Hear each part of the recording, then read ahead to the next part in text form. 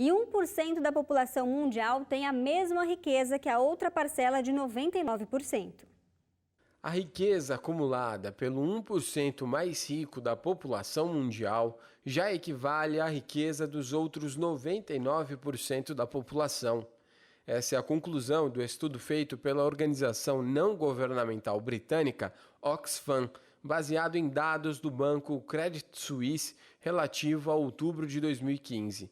O relatório ainda diz que as 62 pessoas mais ricas do mundo têm a mesma riqueza que a metade mais pobre da população mundial.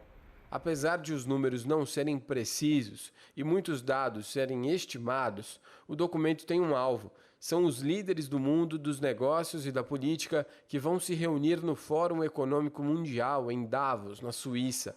A ONG pede mudanças para enfrentar a desigualdade social no mundo.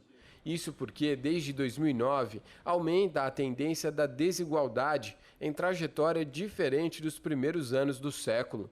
Entre as sugestões para mudanças estão a redução da diferença entre o salário mínimo pago a trabalhadores em relação a executivos, além do fim da diferença entre o que é pago para homens e mulheres, uma compensação pela prestação não remunerada de cuidados a dependentes, mais restrições ao lobby das grandes empresas, a redução do preço de medicamentos e a cobrança de impostos pela riqueza e não pelo consumo. Trajano, você concorda com esse pedido dessa ONG ou você acredita que há outras medidas que pudessem também diminuir a desigualdade? Essas medidas que essa ONG propõe são bastante interessantes, principalmente essa última em relação à tributação. Agora mesmo nós discutimos a questão da tributação no Brasil, normalmente acabamos tributando o quê? A produção e o consumo, e não necessariamente a renda e principalmente a propriedade.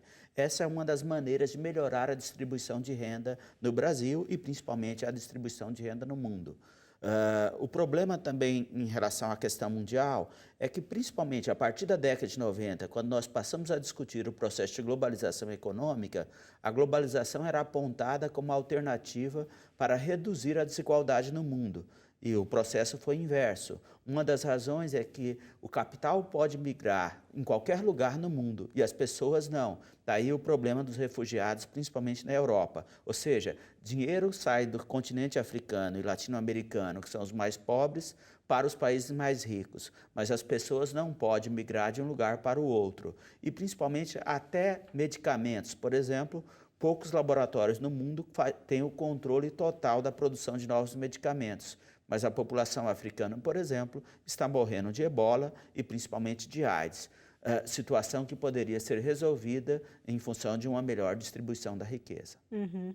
E o Brasil é conhecido bastante pelos projetos sociais que a gente tem aqui. Você acha que o Brasil está no caminho certo ou de alguma maneira a gente podia acelerar isso? O programa Bolsa Família no Brasil melhorou bastante a política de distribuição de renda no país. Mas é importante que não só transfira renda para as pessoas mais pobres, mas que seja possível criar um programa de inclusão produtiva. Ou seja, ao mesmo tempo que você distribui renda, permitir que essas pessoas tenham uma inclusão no mercado de trabalho, gerando sua própria renda, consequentemente não ficando o tempo todo dependendo dos programas sociais.